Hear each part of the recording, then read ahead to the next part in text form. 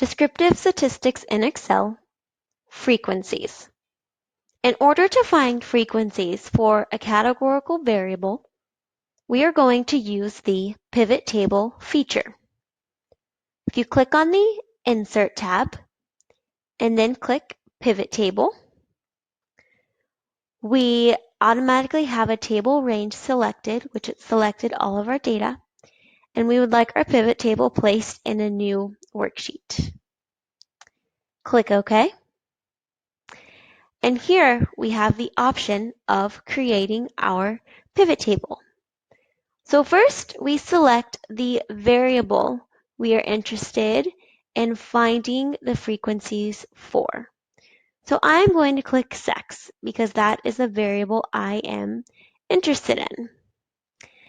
Now, currently it's telling us the sum of sex, and that's not what we want. We want to know how many ones and how many twos there are in this data set. So we are going to click and drag sex. So now we see the 1 and the 2 in each of the rows. However, in the column, we still have sum of sex. So I'm going to go down here to that sum of sex and click on it, and then click Value Field Settings.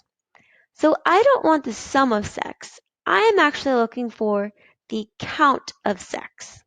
So I select Count, and then I select OK. So now it tells us how many ones there are and how many twos there are. But what if we wanted to know the percentage? To add another column with the percent of sex, we are going to, once again, check our sex variable, it's already checked, and click and drag it down to the values box. So now we see we have two columns, count of sex and sum of sex. So we want to change the sum of sex column to percent. So we go back down to the value field settings, and we want the count, and then we are going to click on this tab, Show Values As.